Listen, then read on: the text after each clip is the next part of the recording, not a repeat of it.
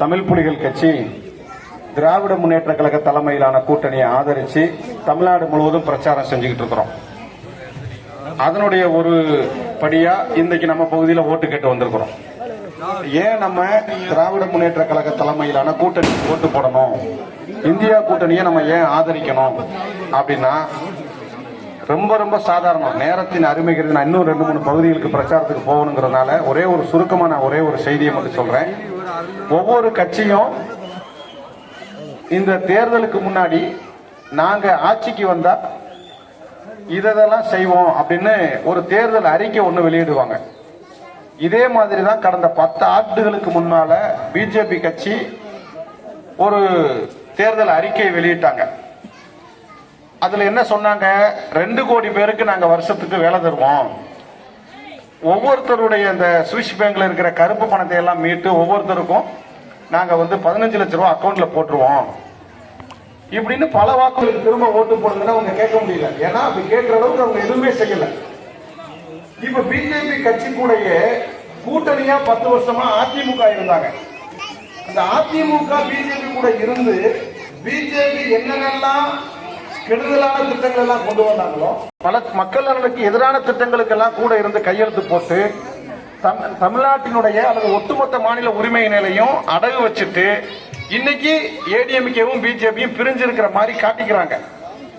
சரி, பிஜேபிக்கு எதிராக நாங்க தனியா நிக்கிறோம்னு சொல்லக்கூடிய ரெட்டலை கட்சிக்காரங்க எடப்பாடி பழனிசாமி அவர்கள் எந்த இடத்துலயுமே பிஜேபிய கடந்த 10 வருஷத்துல இப்படி செஞ்சிட்டீங்களேன்னு விமர்சனம் பண்ணி பேசவே கிடையாது. அப்போ ஏடிஎம்கே என்பது மறைமுகமாக பிஜேபியோட கூட்டணி வச்சிருக்கிறாங்க.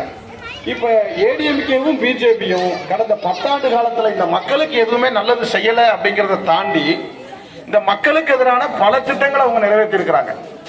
அதுதான் அந்த மக்களுக்கு எதிரான கட்சி ஆட்சி நடத்துகிற பிஜேபியை வீழ்த்திட்டு நம்முடைய தமிழ்நாட்டில் திராவிட முன்னேற்ற கழக தலைமையிலான இந்த கூட்டணி ஜெயிக்கணும், இந்தியா முழுவதும் இந்தியா கூட்டணி ஜெயிக்கணும் அப்படின்னு நம்ம பிரச்சாரம் பண்றோம். இப்போ இந்தியா கூட்டணியில நாங்க ஜெயிச்சா இதை செய்வோம்னு ஒரு தேர்தல் அறிக்கை விட்டுருக்காங்க. இந்த தேர்தல் அறிக்கையை பாருங்களேன். நம்ம தமிழ் புலிகள் கட்சி சார்பா உங்களுக்கு தெரியும், நம்ம ஒடுக்கப்பட்ட மக்களுக்காக எவ்வளவு களத்தில் நிக்கிறோம், போராடுறோம். அப்ப நம்மளுடைய கோரிக்கைகள் எல்லாம் என்னன்னு நமக்கு தெரியும். இப்போ நம்மளுடைய சித்தாந்தத்துக்கு நிகரா இப்ப உதாரணத்துக்கு பாத்தீங்கன்னா, அருந்ததியர் மக்களுக்கு 3 விழுக்காடு உள்ளிட ஒதுக்கீடு வழங்கப்பட்டிருக்கு. இந்த இடஒதுக்கீடு கிடைச்ச பிறகு இந்த இடஒதுக்கீட்டால நம்ம சமூகம் எந்த அளவுக்கு முன்னேறி இருக்கிறாங்கன்னு நமக்கு எல்லாம் தெரியும். ஒரு காலத்துல மெடிக்கல் காலேஜ்ல படிக்கிறதுக்கு நம்ம போகவே முடியாது. இன்னைக்கு மெடிக்கல் காலேஜ்ல மருத்துவர்களா நம்ம போக முடியுது, வழக்கறிஞர்களா போக முடியுது, பொருள் இன்ஜினியர்களா போக முடியுது. அப்படின்னா அதுக்கு கலைஞர் அவர்கள் கொண்டு வந்த மார்க்சிஸ்ட் கம்யூனிஸ்ட் கட்சி போராடி பெற்று தந்த அந்த 3 விழுக்காடு உள்ளிட ஒதுக்கீடு என்பது ரொம்ப முக்கியமான ஒன்று. இதை நான் ஏன் குறிப்பிடுறேன்னா, இடஒதுக்கீடு என்பது பின்தங்கி இருப்பவர்களை உயர்த்தி காட்டுவது, உயர்த்தி மேல தூக்கி விடுறது. அந்த இடஒதுக்கீடுங்கிற சிந்தனை திமுகவுக்கு இருக்கு. அந்த இடஒதுக்கீடுங்கிற அந்த சமூக நீதி பார்வை மார்க்சிஸ்ட் கம்யூனிஸ்ட் கட்சிக்கு இருக்கு. ஆனா இந்த இடஒதுக்கீடு என்கிற சமூக நீதி பார்வை பிஜேபிக்கு கிடையாது. ஏன் பிஜேபிக்கு கிடையாது?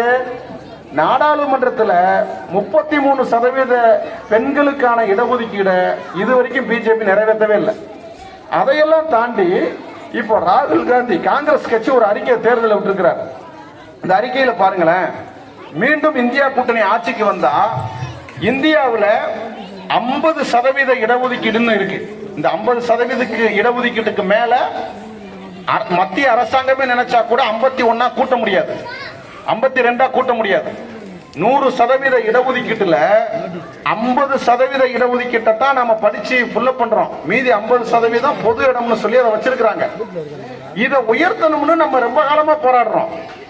அதாவது சாதி வாரியா கணக்கெடுப்பு நடத்தி 100 விழுக்காடு இடஒதுக்கீட்டையும் எல்லாருக்குமே பிரிச்சு கொடுங்க அப்படின்னு நம்ம ரொம்ப காலமா கேட்டுட்டு இருக்கிறோம். இதுதான் பெரியார் பார்வை, கலைஞர் பார்வை, அம்பேத்கர் பார்வை. இந்த இடஒதுக்கீடை எல்லாருக்கும் பிரிச்சு கொடுங்கன்னு. ஆனா நம்ம மத்திய அரசாங்கமே 50க்கு மேல பிரிக்க கூடாதுன்னு ஒரு நிலை இருக்கு. ஆனா தமிழ்நாட்டில் வேற. தமிழ்நாட்டில் 69% இடஒதுக்கீடு இருக்கு.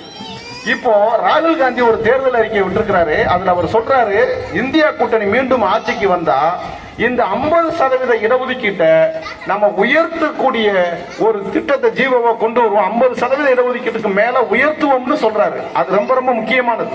அந்த 50% இடஒதுக்கீட்டை உடைச்சி 60ஆவோ 70ஆவோ நம்ம 100ஆவே கொண்டு வரணும்னு நினைக்கிறோம். ஆனா இந்தியா கூட்டணி குறைந்தபட்சம் 50 60ஆக்கும் 60 70ஆக்கும் அந்த நிலைக்கு கொண்டு வரும். இதுதான் ஒரு சமூக நீதி கண்ணோட்டத்தில் இருக்கக்கூடிய கட்சி செய்யற வேலை. அந்த சமூக நீதி பார்வை காங்கிரஸ் கட்சிக்கு இருக்கு, அந்த சமூக நீதி பார்வை திமுகவுக்கு இருக்கு, அந்த சமூக நீதி பார்வை மார்க்சிஸ்ட் கம்யூனிஸ்ட் கட்சிக்கு இருக்குங்கிறதுனாலதான் நாம இந்த கூட்டணியை ஆதரிக்கிறோம். அது மட்டும் இல்ல, இந்தியா கூட்டணி ஆட்சிக்கு வந்தா ஒவ்வொரு பெண்களுக்கும் வருஷத்துக்கு 1 லட்சம் ரூபாய் வழங்கப்படும் தேர்தல் அறிக்கையில சொல்லியிருக்காங்க. இப்ப நமக்கு ஒரு கலைஞர் ஸ்டாலின் ஒரு 1000 ரூபாய் கொடுக்கிறாரு பெண்களுக்கு. இந்த 1000 ரூபாயே நமக்கு எவ்வளவு பயனுள்ளதா இருக்கு. நம்மளுடைய நம்ம அம்மாவுக்கு நம்ம பாட்டிக்கு நம்மளால ஒரு 1000 ரூபாய் தர முடியாத தூரத்தில் இருக்கிறோம், வெளியூர்ல இருக்கிறோம்.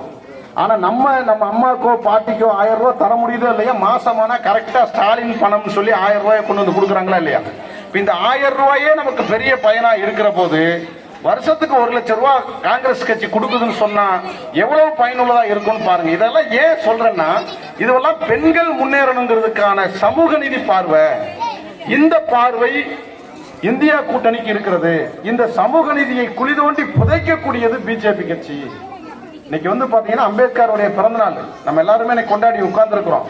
பிஜேபி ஆட்சி திரும்ப வந்துச்சுன்னா அம்பேத்கர் கொண்டு வந்தார் பாருங்க, இந்த அரசியல் அமைப்பு சட்டம், எல்லாரும் சமம், ஆண் பெண் பாகுபாடு பார்க்க கூடாது, மேல் சாதி கீழ் சாதி பாகுபாடு பார்க்க கூடாது, ஏற்றத்தாழ்வு பார்க்க கூடாது அப்படின்னு ஒரு சமத்துவத்தை வலியுறுத்துகிற அரசியல் அமைப்பு சட்டத்தை அம்பேத்கர் கொண்டு வந்தாரு. இந்த சட்டத்தை உடைச்சி 4 வர்ண முறை, அதாவது மனுசாஸ்திர அடிப்படையில் ஏற்றத்தாழ்வுகள் இருக்கக்கூடிய சட்டமா மாத்துறதுக்கு பிஜேபி முயற்சி பண்றாங்க. திரும்ப மோடி வந்தாங்கன்னா கடந்த கால